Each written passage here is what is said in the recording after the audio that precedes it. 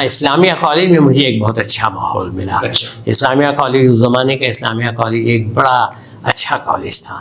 حالانکہ اور بھی کالجز تھے، مثلاً ڈی جے کالج وغیرہ وغیرہ، لیکن پتہ نہیں میں نے ان کالجوں کو کبھی زیادہ کریڈٹ نہیں دیا. اس کی وجہ یہ ہے کہ ڈی جے کالج اور آدم جی سائنس کالج، ان میں جو داخلے ملتے تھے وہ 100% جو ٹاپ فرسٹ کلاس والوں کو ملتے تھے، اور جب رزلٹ آتا تھا تو 70% سے زیادہ نہیں ہوتا تھا، باقی 30% کا کیریئر یہ خراب کر دیتے تھے. اچھا، اسلامیہ کالج کا یہ حال تھا. اسلامیہ کالج کو آپ کو شاید ذہن میں ہو کہ قریشی صاحب نے اسلامیہ کالج بنایا تھا. قریشی صاحب خود تعلیم یافتہ نہیں تھے، ہے نا، اور اس زمانے میں قریشی صاحب کو بچوں کو تعلیم کا اس قدر شوق تھا کہ وہ کہتے تھے کہ کوئی بھی اسٹوڈنٹ جو یہاں اسلامیہ کالج میں فرسٹ ڈویژن وغیرہ میں آئے اس کو فری، اس کی تعلیم فری ہوتی تھی.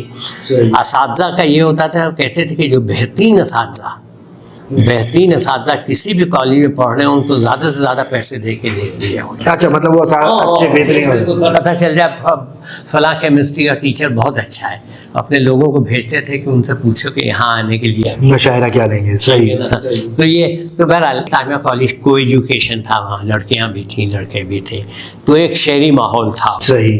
تو وہاں پہ کیا مطلب ڈبیٹ سوسائٹیز وغیرہ تھیں؟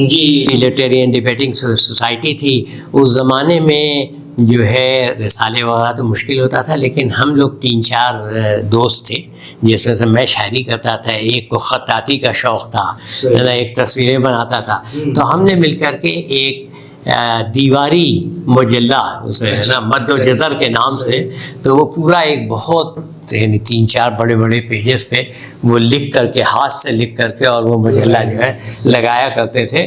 وہ ہر مہینے وہ ہمارا یہ رہا. اور یہاں پہ کس استاد نے آپ کو پہ سے ہوئی؟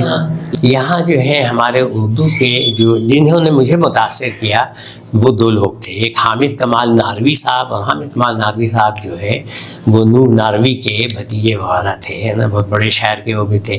تو ایک تو انہوں نے مجھے کافی میری حوصلہ افزائی بھی کی، میری دیکھتے تھے، اس کی اصلاح بھی کر دیتے تھے. دوسرے ایک پروفیسر ہارون رشید تھے، ابھی پچھلے سال ان کا انتقال ہو گیا، وہ بھی اردو کے ٹیچر تھے. اور یہ لوگ جو ہے بڑے انکریجنگ لوگ تھے. اس زمانے میں ہم نے بڑی مثلاً ڈاکٹر ابواللہ صدیقی جو ہیں وہ کراچی یونیورسٹی کے ہوا کرتے تھے، وائس چانسلر تھے.